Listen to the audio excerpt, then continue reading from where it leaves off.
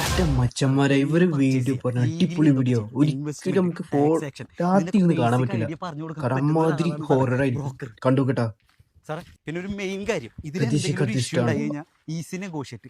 2 മഞ്ഞുമലകളെ ഉരുക്കി കൊണ്ടുവരാൻ പറ്റുന്ന ഒരാളും കൂടി സത്യം.